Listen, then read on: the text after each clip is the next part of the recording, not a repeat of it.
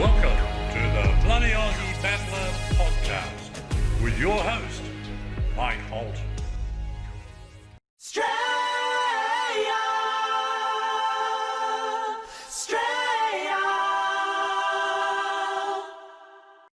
Find that.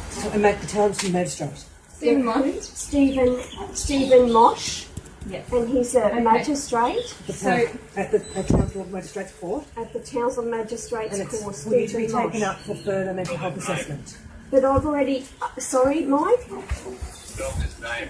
Can you Janine? spell his All right. name, please? I don't want to. Okay, Stephen let's go. Mosh, M-O-S-H. M-O-S-C-H. Let's go. I have to go, Mike. They're taking everything.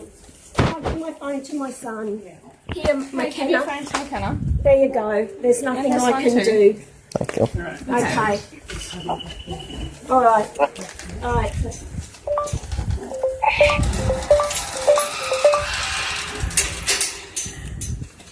Well, Yes, please. Sure. She's just going up to the hospital and she'll be seen by a doctor up there. Okay, And everything's alright. fine, she'll be released back home to you, okay? Yeah, all right. Is it all right if I ask him what this is in regarding? Because I have no idea what's going on. So the police got some concerns about your mum's mental well-being. Okay. I'm here to see her, and I don't believe that she's we're being about that at all. It's all reasonable. an attempt to control people, you assholes. Well, good day, everybody, and welcome back. Tonight, I have Genene Bates from Townsville here with me. Unfortunately, Janine doesn't have a camera. Janine is the lady from Townsville who was kidnapped by the police yesterday morning, right? Yesterday at noon, Mike. Yes. And she was dragged away while we were actually on a telephone call. And I heard her getting arrested, and I heard them breaking into her house, then arresting her, and behaving rather rudely, I thought. Didn't you, Janine? Well, there was no need for what they did, no need at all. No. Nothing warranted it. Yeah. So, Janine, I know you've been a big supporter for a long time. You've always supported Advance Australia, the work that I was doing, and now you're definitely supporting common law. So, can you tell us a little bit more about yourself? Well, I'm a single mum. I have two boys to look after. One of them, they're both grown, but one of them is he's been diagnosed as Asperger's autistic. So I'm his carer for him as well. So, and I've got dogs to look after and a house to run, and just busy mum.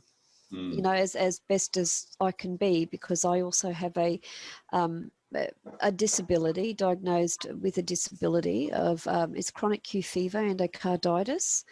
So I've had 2 heart operations, and it can be, it can be actually life-threatening under stress. So I try to remain as calm as I can.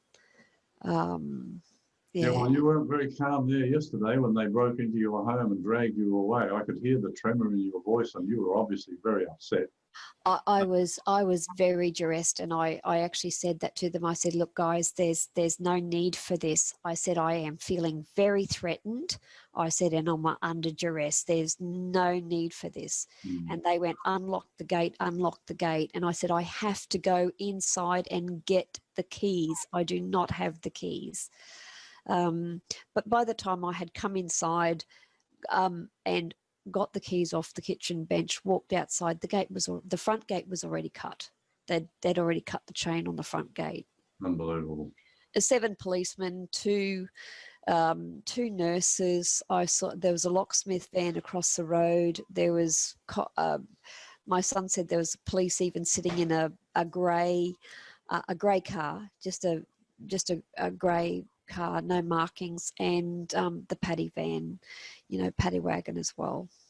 They're acting just like they did in Russia in the Soviet Union days, and North Korea and China. What is wrong with these people? Well, I don't really know. Now, I wrote it started out with Mike Palmer, just sending a letter saying, look, could you send a message to all the police? And look, that's great. Hang on just a moment.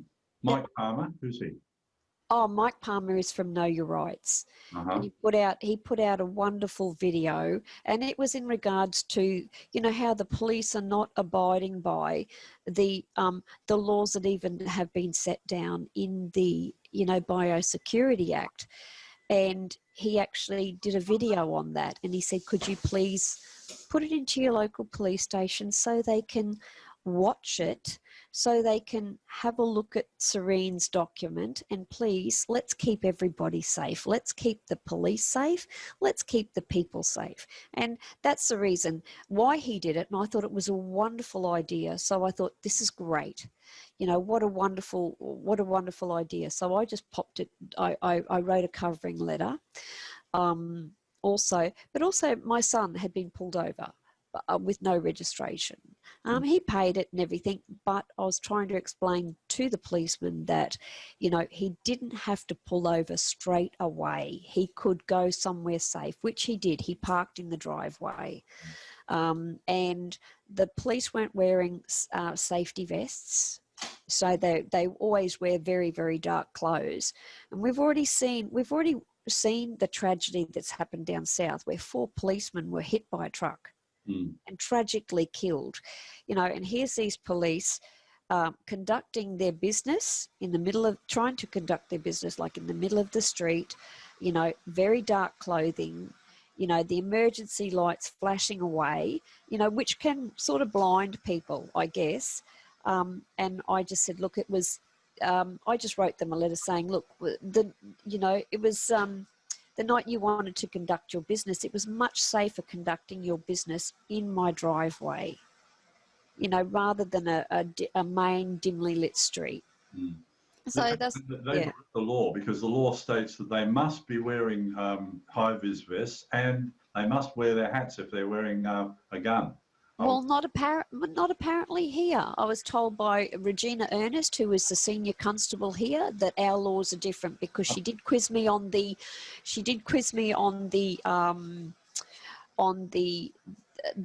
one I did put the High Court cases of not having to stop for police.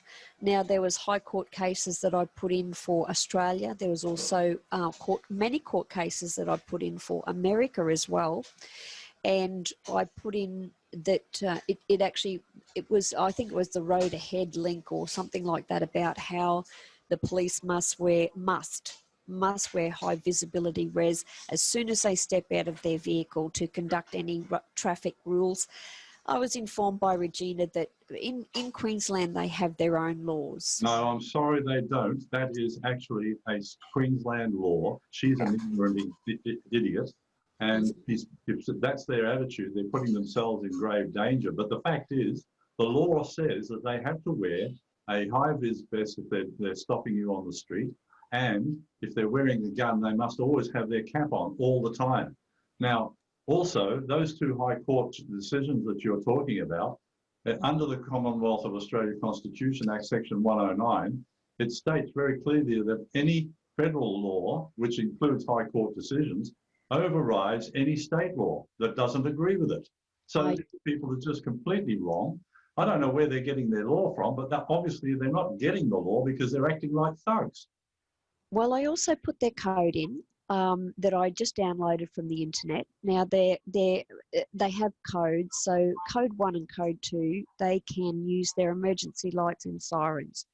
Code 3 is for a traffic violation.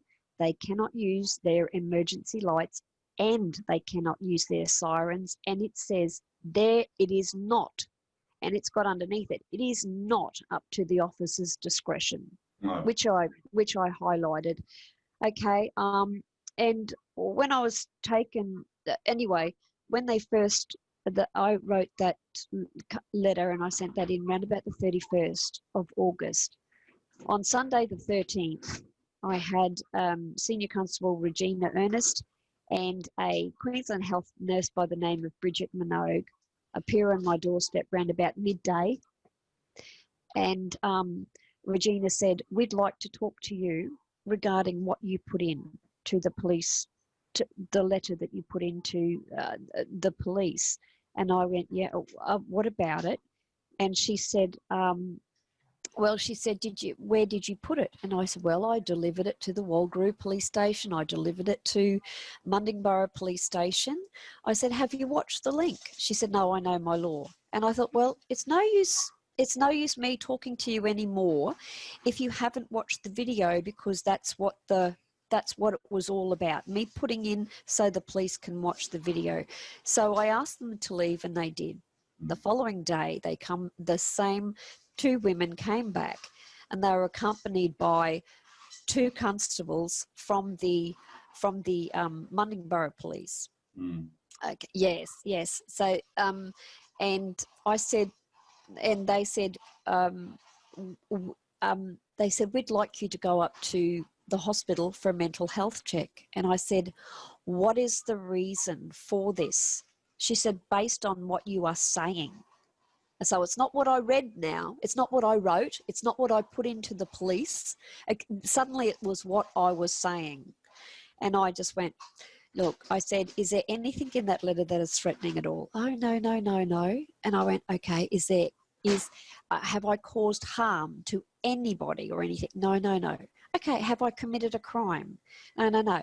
And I said, well, look, I said, you're stressing me out and I'm going to have to seek legal counsel over this matter. No, you just tell them to bugger off. They have no right to be there, Janine. Just tell them to bugger off like I told them when they came to see me like that. Yeah, okay, Mike. But I'm just saying what happened to me, So that's what they did, and I saw them standing outside discussing what they were going to do next, or they was discussing something. So I thought, wow, this is crazy. This has just gone over the top. This looks like it's going to be quite serious now. Yeah, that's when I called you, and you gave me some advice. Also, Michael Adams, I had him on the phone both times when they called, so he's also a phone witness. And I went around to his place, and I thought, oh well, I need to discuss this and think things through. So we did, and on the Tuesday, I thought, right, I've got to be proactive. So I went along to the Women's Centre in Aikenvale, and I spoke to a counsellor there. I also gave her a copy of what I gave the police, and so Tiffany, she rang the Townsville Community Legal Service and spoke to Jan. And Jan said, right, we'll set up a Zoom, we'll set up a phone call. But in the meantime, could you bring in exactly what you gave police? I said, absolutely. I'll bring in what I gave police. And also, I said, you're most welcome to have the 25-page letter from Serene Taffeta too. And she went, oh, I'd love to. Yeah, so, excellent. yeah. So I took those in. I got a phone call from Michaela at 7:30 that night, and she said, Janine, is this all you handed them? I said, well, that's the letter. I said, I didn't give them the Serene Taffeta one. And she said, but this is what you gave them. I said, yes. And she said, well, based on this, she said, there's absolutely nothing in here that warrants them even coming to your place. And I went, okay. And Michaela asked me about 5 or 6 times, is this all I gave them? And I said, yes. And she said, well, there's nothing in that warrants what they did. And I went, well, could they go and get a warrant from a JP? And she said, it doesn't work like that anymore, Janine. She said, it must be taken before a tribunal now. And they have to discuss it. She said, but it has to be pretty serious to get the warrant. And she said, there is nothing in here that would warrant that. Okay. And I thought, oh, okay. And I said, is there anything I can use, is there anything I can know about? And she said, she quoted 157F of the Healthcare Act. And there was also, she quoted 31. Now, 31 may have been of the Mental Health Act. I'm not sure. There's also some emergency powers or something. Okay, but I was stressed out, and I thought, well, I've got to do something as well. So I organised I organised a trip to my doctor, which I saw him. He thought it was quite amusing. He said, "Little old you," he said, "why don't they go out and catch criminals, real criminals?" Yeah. So I also rang, because I'm a carer for my son, I also rang the psychologist he deals with, and organised if I could see someone. And that took a few days for her to try and get someone, and that didn't happen until Saturday. Yeah, so all these things happening, and I was just trying to dot the I's and cross the T's. But before I could sort of put them in place and have everything cemented, so I was in control of my own health and nobody else was, they appeared yesterday at noon with an entourage of 7 police, 2 nurses, the locksmith. I was like, this is crazy. This is absolutely crazy. When I got to the hospital, Regina Ernest informed me that they have their own laws in Queensland, and I went, that might be so. That might be so, Regina. I said, don't all state laws and federal laws are pursuant to the Constitution? And she wouldn't answer me. Of course not. And well, we all know now, of course, that she was referring to the Commonwealth, sorry, the corporate laws under their political party constitution, the ALP. And that's the only way that they're governing us, is under their own corporate constitution. They've got nothing to do with our Commonwealth of Australia Constitution Act. They can't, because in 1973, Whitlam took the Queen out of the Constitution, and ever since then, everything they have done, these political parties, both sides, all of them, has been null and void and unlawful. I just want to make a couple of points here, Genene. yes. First of all, we've got a statement of liability on the front page of the Common Law Court Oz.org website. And in that, we advise people to download that, print it out, and have it ready when you start talking to the police. But don't go to their police station. We tell you specifically, don't go to the police station. Get to know the police out of uniform. Get to know them as people. And if you think that they are, they're good people and that they really need to understand that they are serving the wrong masters, that's when you give them the statement of liability. And you've seen what happened when you get advice like, go take this to your police station. You're just being told to go and poke the bear. And that's what you did, unfortunately. And now you can see what happens when you poke the bear hits back. Don't go poking the bear. So be very careful and try and stay away from the police as much as possible. If they stop you, obey their orders if they are lawful, and question them and always film them. But don't just go up to them and say, hey, I'm here concerned about your welfare. They don't care. They're not there for you to be concerned about them. They're there basically to serve their corporate masters. But you need to get a copy of whatever court order it was that they purported to bring to arrest you with. They have to supply that to you under the law. And if they can't supply that, then first of all, they have kidnapped you. They have threatened you. They have caused you great mental distress. They have broken into your home unlawfully. And all of these are crimes, which you can now submit a common law claim to a common law court. And luckily you're up there with another great patriot, and you two will be working together from now on, I believe. So it's time for you guys to step up now and start gathering people in Townsville together, because we know that the Townsville police are not doing their job. The crime rate in Townsville is horrendous. And I keep hearing it from very different sources all over the place. Now, I used to live in Townsville, so I know Townsville pretty well. And back in the 70s, it was a nice little town, but not today. I wouldn't want to live there anymore. So, Genene, get your paperwork, if you can, off the police and start preparing a case for the common law court. And we will help you all we can. So, okay, yeah. And I believe the Townsville police station got many, many phone calls asking after your welfare.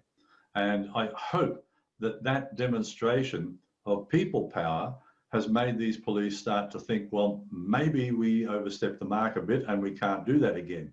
because they are acting totally unlawfully. They can't do this sort of thing. We are not living in a police state, and we're certainly not living in the USSR or North Korea, or even China for that matter. This is Australia. We have rights, we have freedoms, and we are born with those under common law. So I'll do everything I can, Genene, but I want to thank you for coming on and telling your story, because I think your story needs to be heard by Australians all over the place.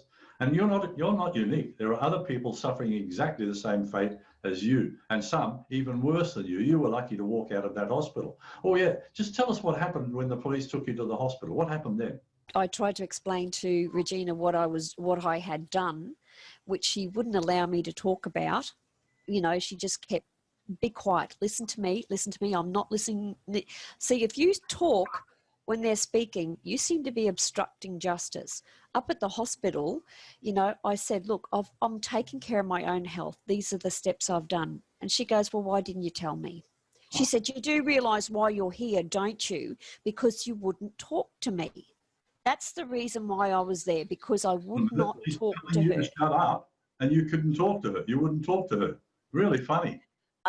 Look, it boggles my mind. It really does. There's just no common sense to this at all. When I finally, I had a friend up there as well, and we got to see a nurse. I got to see a nurse, I think, around about 6:30. And her name was Joan. And she asked me what happened, and I explained everything. And she turned around and she went, oh my God, she said, I've got an electric gate. She said, are they going to tell me that, because what they said they took me up there for, and what was on the RA, this RA sheet, well, I think RA could be, I don't know if it's risk assessment or review assessment or something like that. It stands for something like that.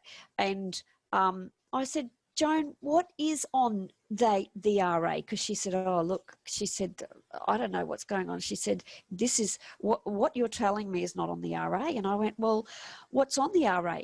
She said, well, apparently on the RA, it's got that you posted about the royal family, that you mentioned COVID, that you mentioned vaccines, that someone phoned you up and told you to leave the car and escape to New South Wales, and that you had barricaded yourself inside your home.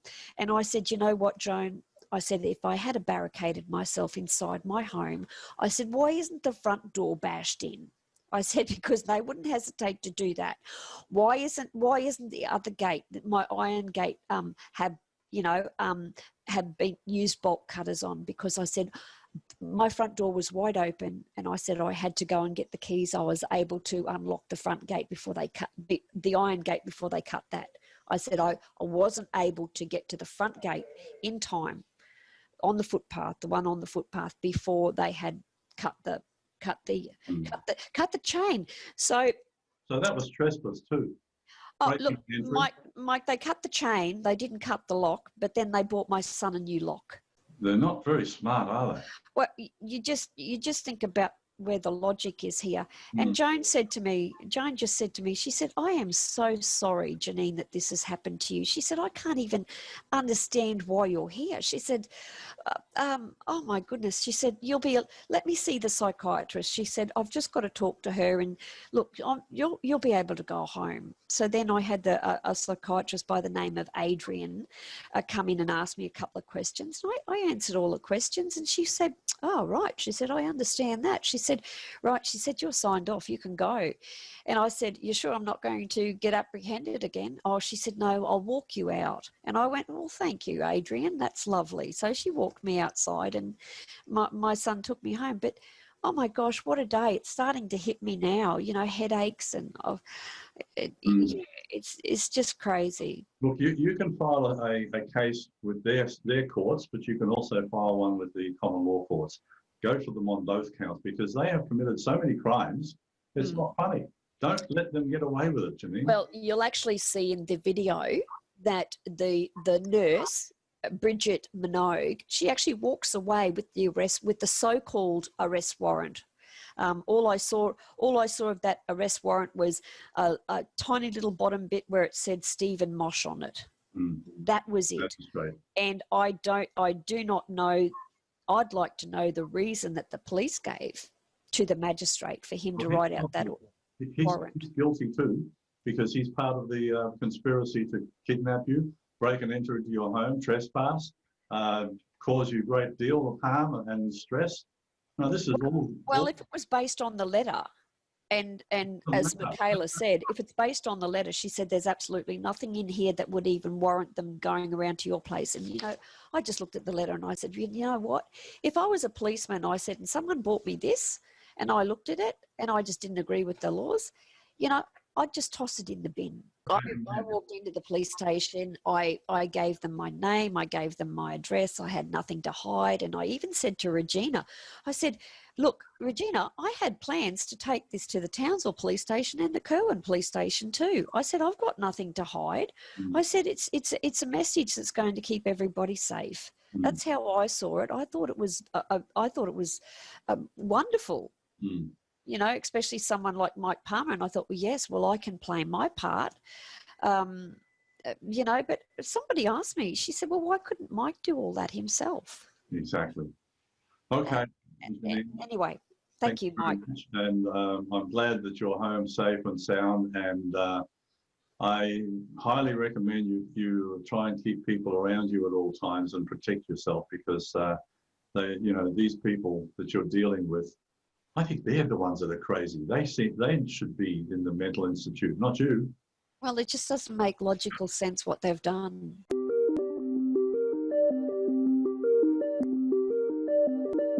Are you interested in podcasts that uncover the truth?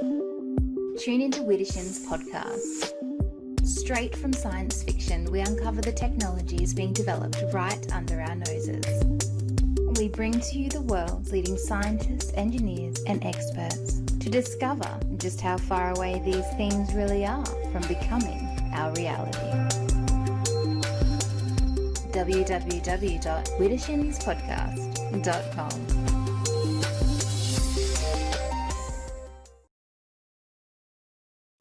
No.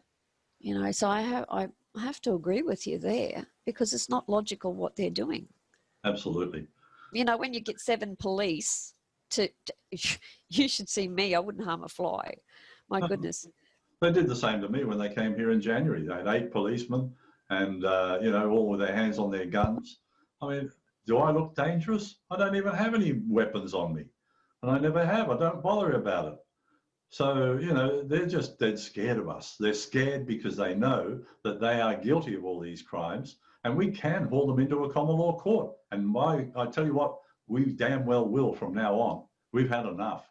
I'll be conducting more meetings. I've got another meeting on the Sunshine Coast, and I'll be putting that up on the Common Law Court Oz.org website. So if anybody's in the Brisbane, Southeast Queensland area, and you would like to come and learn more about common law, come and join us. You'll find the registration form on the website, and just come and register.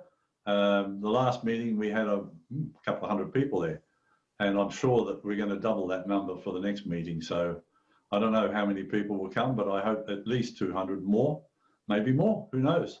But the fact is, there's so many people out there now who have just had enough of this rogue governments that are making all these rules up without any authority, without any Crown authority, without any authority of we, the people of the Commonwealth of Australia. So stay safe, Genene, and thank you very much for Mike, I would just like to send a sincere thank you to everyone who phoned up and asked over my safety.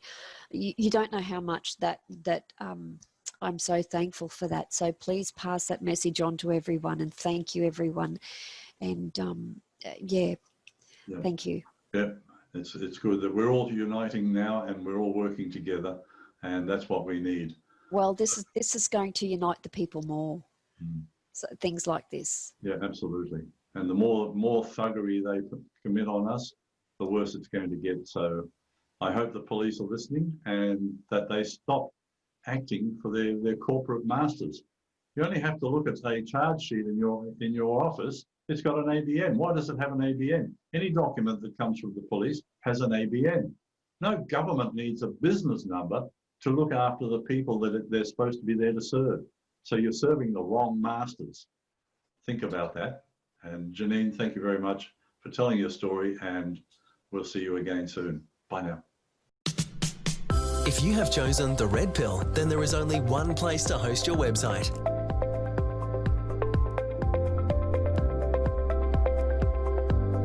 Enlightened hosting, no censorship. Domains, hosting, secure.